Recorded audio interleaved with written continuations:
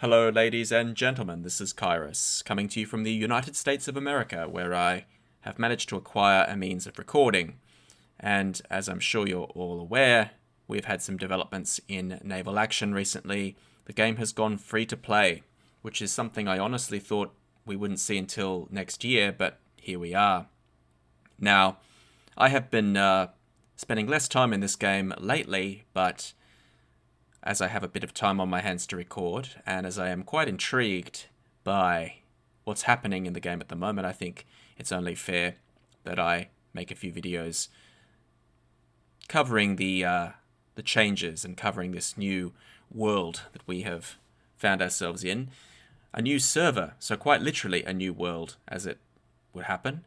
Now, we're going to get into the patch notes in a little bit, but let's just have a look at this new server first of all, which, as you can see, is obviously the more popular at the moment because it's new.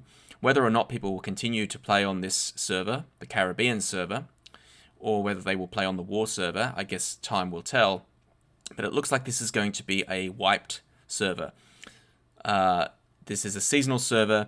The first season ends in December. So we're going to get a sort of Escape from Tarkov or maybe a Sea of Thieves style game where you have seasons that end after maybe 3 or 4 months and your progress will be wiped. And this is presumably an idea for keeping the PvP competitive. Interesting idea. We're going to get into the patch notes soon enough, but let's have a look first. Now, once you log in to the server, you will see the normal harbor screen for your home port of whatever nation you've chosen. I should say right off the bat, it looks like they've only got 4 nations available for this server currently. They are Pirates, Great Britain, France, and Spain, I believe. They say they might add more later, but that's all we've got at the moment. So you'll have to choose one of those nations if you want. Now, as you can see, this is a fairly active server right now. It's the afternoon on the east coast of the United States, and we have over 500 players online, which is a lot for Naval Action these days. And a lot of battles, so it looks like there's a lot of people running around in DLC ships killing each other, which is, I suppose, to be expected on a server like this. Now, of course, none of your goodies from other servers will be carried over here, as far as I can tell, but you will, of course, still have access to your redeemables, your DLCs. You will just have to actually come in and redeem them. So if you're wondering why they aren't working, you have to come in and actually redeem these DLCs, whichever ones you've got. And you can use them on this server as well. There isn't really that much else to say right off the bat here, other than they seem to have taken away the initial tutorial mission. That seems to have gone. So now you won't get the rewards for those tutorials. I have actually completed the basic tutorial. So if you, as always, if you want to get your goodies that you get for completing the final exam, you can go ahead and do that, and you will receive some supplies here to get you started. And of course, if you have any DLC ships, you can start using them right off the bat. So that is what you will see when you initially log in. I have not even left port yet. All I've done is the tutorials, and this is what we will see. The map, I will show you quickly. This is what it currently looks like at time of recording on the 2nd of November. A lot of neutral ports and obviously a lot of missing nations. So you can have a glance at that at your discretion. Pause the video if you like, and it'll give you an idea of the sort of political situation that we have at the very start of this new way of doing things, this seasonal model. I did not log into this server on the day of release, so I don't know exactly what this looked like day one, but after a couple of weeks in, I think you can get an idea of how things are looking. So if you come over here to Naval Action on Steam, here at the Centro de Noticias, you'll have to excuse the Spanish, that would be News Center, I think. My fiance speaks Spanish. She's actually a Spanish teacher, so some of the notes in this computer are actually in Spanish, but the actual patch notes will be English, so fear not. But you'll come down here and you will find each month, November, October, and if we scroll down to October, you will find launch of free-to-play, Caribbean server, seasonal resets, and patch notes. So I'm going to go through these with you guys, and I will comment on what I think about all of this. Let's get into this, shall we, ladies and gentlemen? So this first part here is not really relevant because this was just for the launch, and you don't need to worry about that. It's a couple of weeks on, so we can skip straight here into the new server launch Caribbean, and here we have a bit of a explanation as to what they're planning here. Caribbean is a seasonal server which will accept all incoming players starting today. Caribbean server will have 4 seasons, and there you have the months which they intend to start and stop each season. First season will start on launch of Caribbean server and will end at the end of December 2022. So we have until Christmas to muck around on this server before they presumably wipe it. And as I said before, we have 4 nations: Britain, Spain, France, Pirates, and the Dutch are the next one they're thinking about. So don't get too invested at the moment with any of this. If your favorite nation isn't here yet, you can probably just muck around with these one of these other nations and be well aware that anything you do on this server will probably be wiped anyway. Important Caribbean server seasonal resets. Seasons bring renewal. New players will never again face insurmountable walls of skill. Interesting idiom there. Insurmountable walls of skill. Overpowered ships and upgrades. Every new player wave will have the chance for a fresh start every season. So I don't actually mind this too much. I appreciate the fact that they left the war server there and didn't wipe all our progress from all those years previously. So we now have the option, if we want to play more casually, we can go and muck around on this Caribbean server, but everything we had on our war server is still there. So if you guys are not interested in any of this, well, there's no reason why you can't still play on the war server. The problem being, of course, that a lot of players will be moving over to this shiny new seasonal server. So yeah, it might be a bit empty over there, at least for the near future. You'll have to excuse my microphone here is not what I'm used to using, so there may be some background noise, and I just bumped my desk, and I'm sure that was very loud.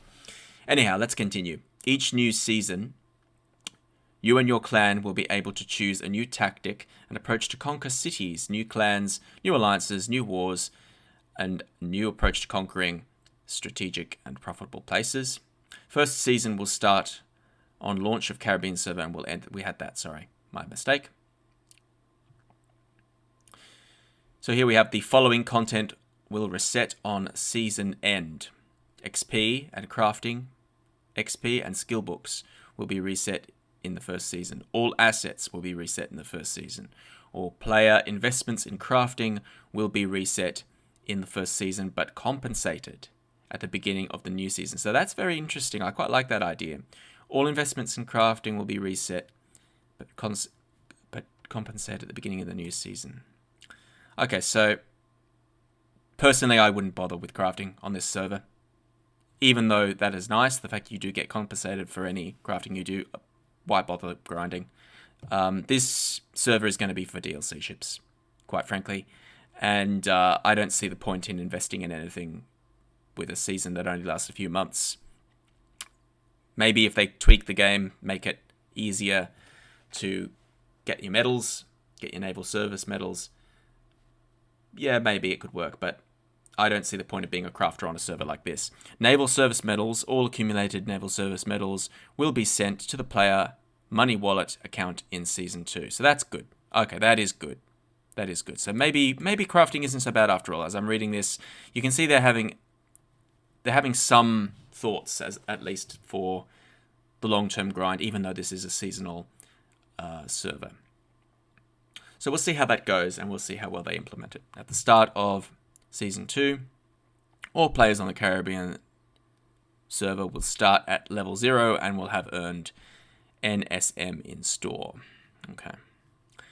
New patch has also been deployed. So here we have some patch notes here for yet more changes. Caribbean server port ownership leaderboard points will only come from two regions, Hispaniola, Bahamas, and then we have combat for these regions will create a more defined, compact, active war. I'm not entirely sure what they mean by that. Defined, compact, active war. I think what they're trying to say is they're encouraging people to congregate around Hispaniola and the Bahamas because the map is just so bloody big, and they know that they don't have enough players to justify such a large map. Well, it's better than shrinking the map, I guess. So that's an interesting choice. At the same time, small clans or groups of players who do not want to take part in a fierce war for prestige and service medals will be able to capture regions and cities all over the map for crafting and taxation. Okay, that's at least attempted to balance out the game a little bit and give you the option of being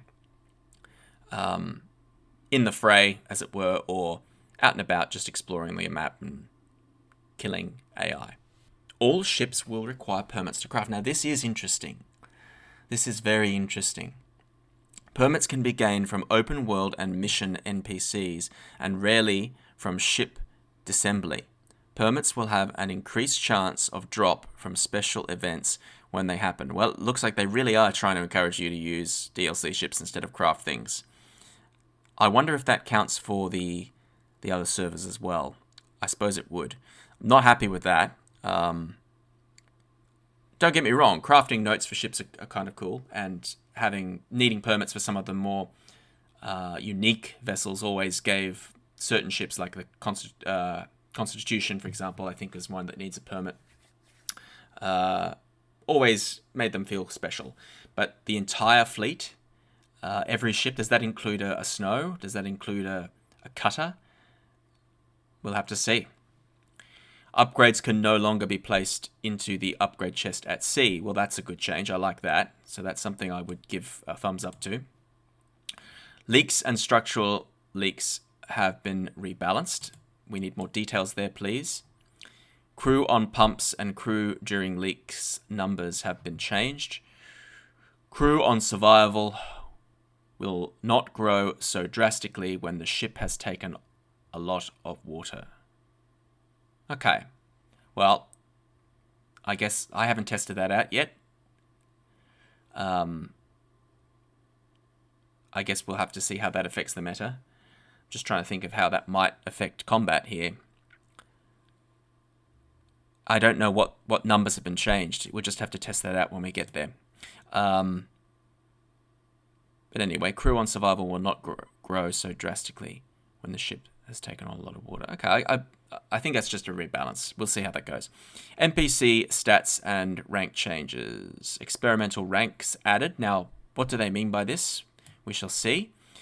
Captain/Admiral of the Red uses damage and reload mods. Weak hull strength. What is this about? NPC stats and rank changes. Captain/Admiral of the White uses hull and structure strength mods. Weak damage output. That's interesting. So it looks like they've basically created slightly different AI ranks here with different statistics for their ships. So that's interesting. Again, we'll have to see how that's implemented, but it's a nice idea in theory to have a system like that. So we'll see how that goes. Cost of the port battle flag has been reduced to 100 combat medals. So that's good.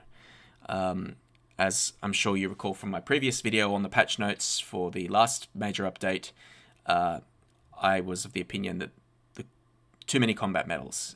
We need less grind. Port battle flags are removed from loot. Port battle flags are removed from loot. I presume that means of ships, sunken ships.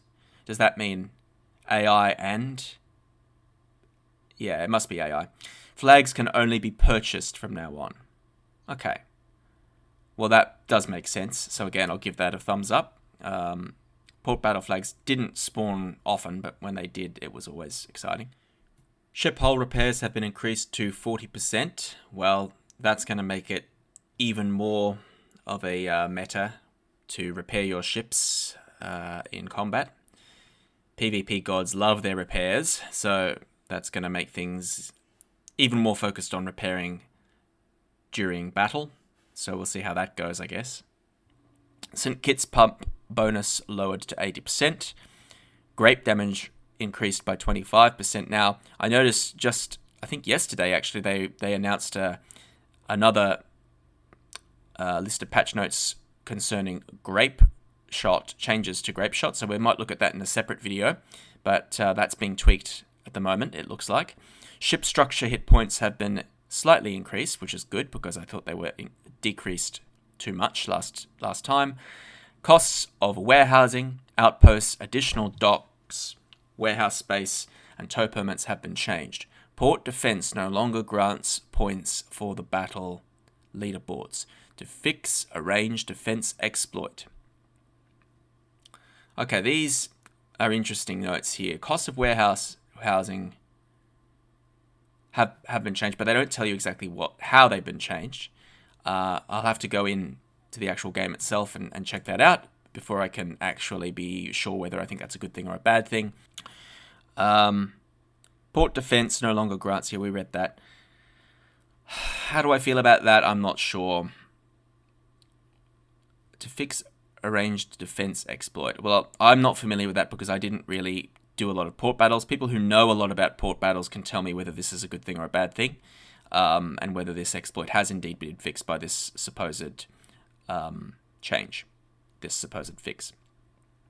PvP leaderboard, accessible from map, bugs fixed. Okay, that's nice. Bug fixes are always nice.